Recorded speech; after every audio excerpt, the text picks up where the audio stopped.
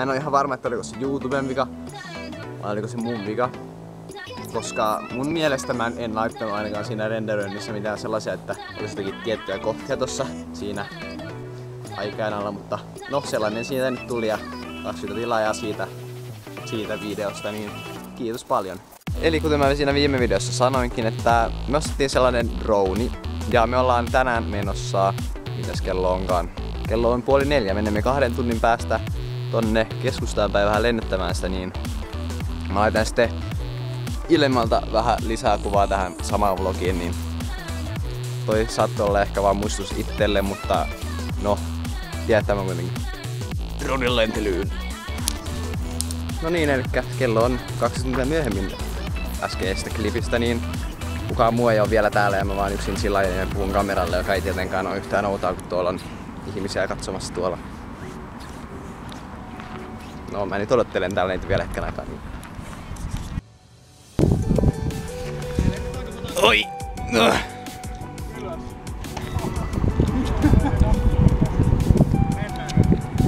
Hää? Mennäänkö katsoa 180 metristä, mitä seinäkin näyttää? Niin millä korkeudella? Odota, pakko kuvata. Mennäänkö 120 metriin tällä? Vähän vlogia tällä näin. Joo.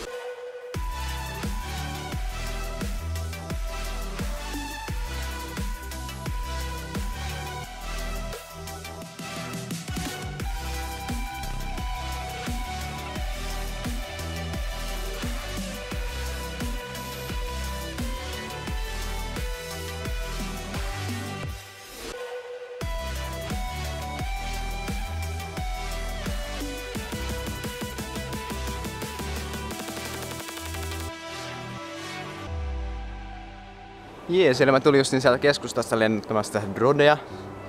Toivon, että Aki laittaa mulle ne videot niistä, niin mä voin laittaa niitä vähän tähän aikaisemmin. Toivotaan, että mä laitoin ne siihen ja muistin laittaa.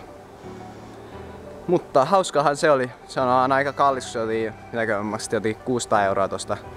Se oli mun mielestä vielä käytettykin, niin se on aika kallista. Ja sitten kun siinä ei edes hirveän kauan kestää niitä akku, mitä me saatiin 25 minuuttia max kuvattua tavaraa, ja siitäkin on niinku varmaan suurin osa on jotakin harjoittelutavaraa, eli se on ihan käyttämätöntä periaatteessa.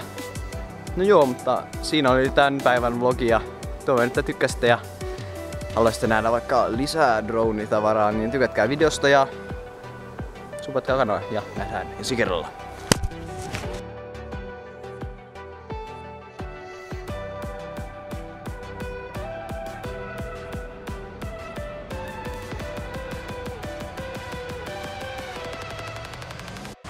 Crossvlogging. Vähän sulla on parempi settukin mulla. Vähän ehkä. Siis nautitko sä tästä mun Orensista 5 vuotta vanhasta 120 € kamerasta? Joo, toi sun gorillavodi on aika huikea. Tuomolla on muuten kanava tuolla hepulla. Hän on mun luokalla. Käykää kattoo diskistä, jos kiinnostaa. Siellä on vähän pelivideoita. Ei oo sillä kanavalla. Hän aloittaa. 1 video jo.